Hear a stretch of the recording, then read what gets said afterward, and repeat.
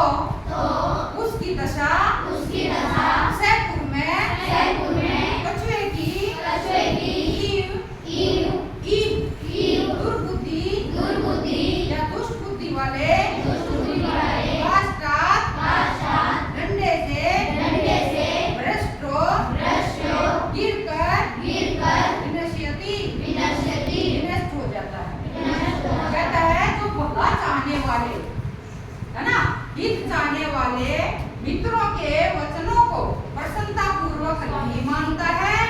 स्वागत